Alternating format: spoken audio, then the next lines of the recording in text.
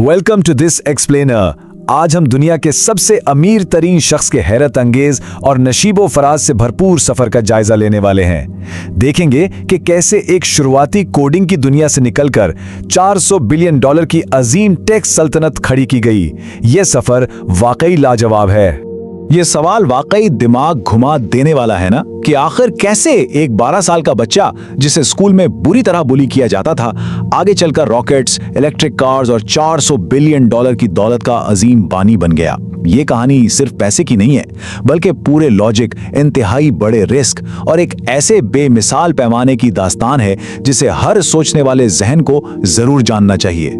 चलिए जल्दी से इस रोड मैप पर नजर डालते हैं ताकि हम इस सफर के 6 अहम हिस्सों को समझ सकें। पहला, द बुलीड बॉय जीनियस। दूसरा, सिलिकॉन वैलीज फर्स्ट मिलियंस। तीसरा, एमिंग फॉर द इम्पॉसिबल।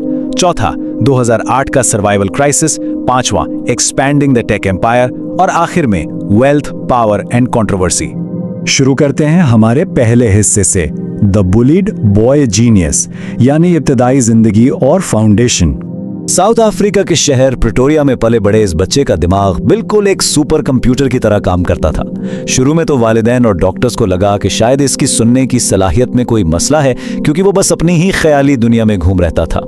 अब जरा इस बचपन के जुमले पर गौर करें जो इसके इंतहाई लॉजिकल नजरिए को बिल्कुल वाज़ेह करता है। जब अंधेरे से डर लगने की बात आती थी तो इसका यही फैक्चुअल जवाब होता था। इसे लगता था अंधेरा तो सिर्फ लाइट की एब्सेंस है। इस लॉजिक और अलग सोच की वजह से वह अकेला पड़ गया और इसे स्कूल में शेडेड बुलिंग का सामना करना पड़ा, यहां तक कि एक बार अस्पताल भी जाना पड़ा। लेकिन सच पूछें तो इस सब ने इसे और भी ज्यादा मजबूत बना दिया। और ये नंबर 5, ये दरअसल पहले कंप्यूटर के सिर्फ 5 किलोबाइट मेमोरी को दर्शाता है। उसी छोटी सी मेमोरी वाले कंप्यूटर पर प्रोग्रामिंग की एक ऐसी वर्कबुक जो आमतौर पर 6 महीने में मुकम्मल होती है, बिना सोए सिर्फ 3 दिन में खत्म कर डाली गई। रिजल्ट, सिर्फ 12 साल की उम्र में एक वीडियो गेम बनाकर अपना पहला बिजनेस शुरू किया गया, जिसे $500 में फरोख्त किया गया। Incredible, right? अब आते हैं दूसरे हिस्से पर, सिलिकॉन वैलीज फर्स्ट मिलियंस, एक नए दौर का आगाज। जवानी में कदम रखते ही आगे बढ़ने के जज्बे ने ज्योग्राफी ही बदल डाली। अजीम मकसद के लिए टेक्नोलॉजी के आलमी मरकज तक पहुंचना इंतहाई जरूरी था। टाइमलाइन देखें तो कनाडा से होते हुए यूनिवर्सिटी ऑफ पेंसिल्वेनिया और फिर आखिरकार आलमी मरकज सिलिकॉन वैली में एंट्री होती है। ये सफर Zip2 नाम के पहले बड़े स्टार्टअप पर जाकर रुका, जिसे बाद में कॉम्पैक को बेचा गया और सिर्फ 27 साल की उम्र में $22 मिलियन का हिस्सा मिला। एक बहुत बड़ा माइलस्टोन। अगला कदम बैंकिंग इंडस्ट्री में इनकलाब लाना था। अपने नए मंसूबे X.com के जरिए एक निहायत ही जीनियस मार्केटिंग हैक इस्तेमाल किया गया। वो क्या था? नए आने वाले हर यूजर को प्रैक्टिकली मुफ्त $20 देना शुरू किया। ये कोई छोटी बात नहीं थी। इस हैरत अंगेज तरकीब से सिर्फ 2 महीने में 2 लाख कस्टमर्स हासिल कर लिए गए, जिसने आगे चलकर पेपाल के कयाम में एक बहुत ही अहम किरदार अदा किया।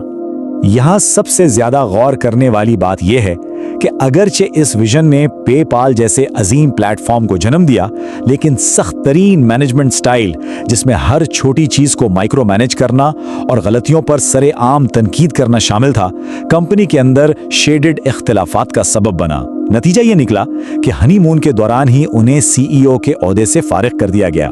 बुरा वक्त था, लेकिन आखिर में ईबे को कंपनी फरोख्त होने पर उन्हें $180 मिलियन का मुनाफा जरूर मिल गया। अब चलते हैं तीसरे हिस्से की तरफ, एमिंग फॉर द इम्पॉसिबल, यानी नजर सीधी मरीख पर। एक इंतहाई दुख दर्द वाले वाक़े के बाद जब उन्होंने किसी बीमारी की वजह से अपने 2.5 महीने के बच्चे को खो दिया, तो कामी को इस दर्द से निपटने का जरिया बना लिया गया। नजरें अब सबसे आखिरी सरहद यानी मार्स पर टिकी थीं, लेकिन ये फैसला आसान बिल्कुल नहीं था। रशियन अहलकारों से मुलाकात करने पर पता चला कि वो एक मिसाइल के लिए $21 मिलियन मांग रहे हैं और ऊपर से वो इस नौजवान को संजीदा भी नहीं ले रहे थे। खाली हाथ वापसी की फ्लाइट पर लैपटॉप पर थोड़ी कैलकुलेशंस करने के बाद ये तारीखी ऐलान किया गया, हम रॉकेट्स खुद बनाएंगे। और बस यहीं से SpaceX का आगाज होता है। कैलकुलेशन बहुत सिंपल और ब्रिलियंट थी। रॉ मटेरियल्स की लागत दरअसल पूरी रॉकेट की कीमत का सिर्फ 2 से 3% होती थी।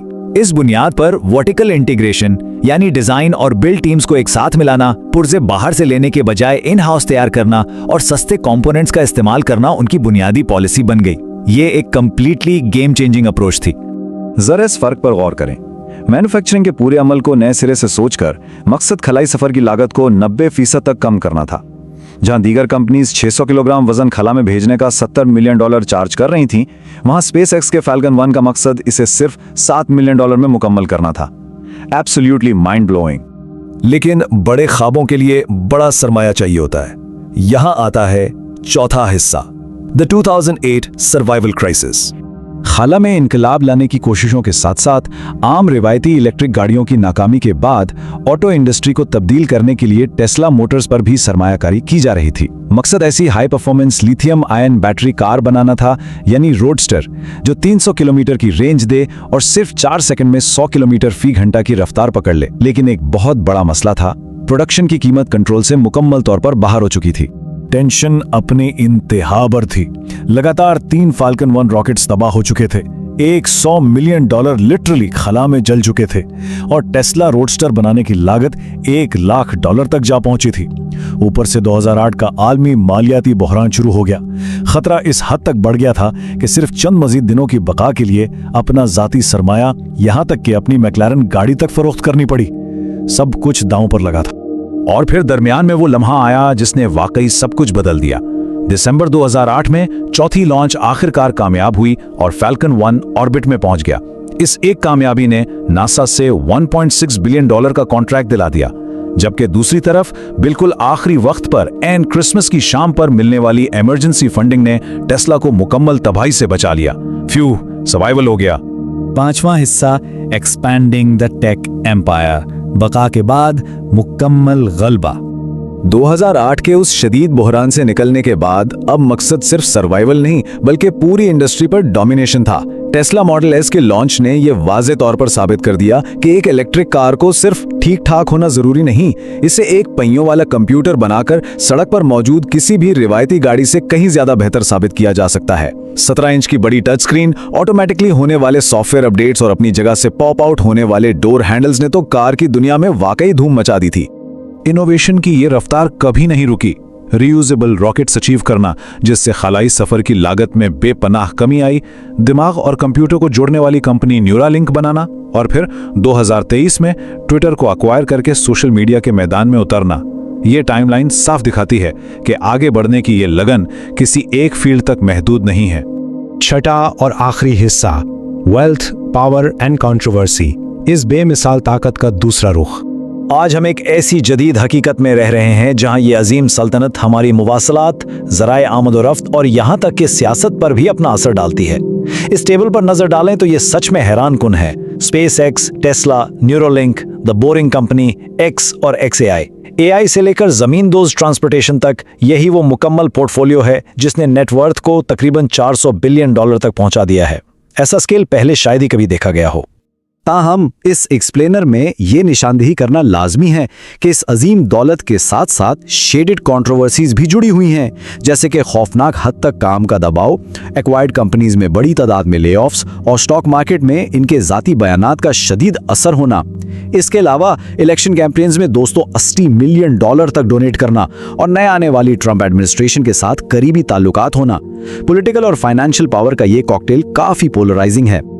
क्योंकि चाहे इस सफर को तहसीन की नजर से देखा जाए या इस पर खुली तनकीद की जाए, हकायक यही बताते हैं कि ये एक ऐसी एंटिटी है जो फ्यूचर का इंतजार नहीं करती बल्कि उसे खुद तामीर करती है। हम अपने इस एक्सप्लेनर का इख्तिताम इस एक डीपली थॉट प्रोवोकिंग सवाल पर करते हैं।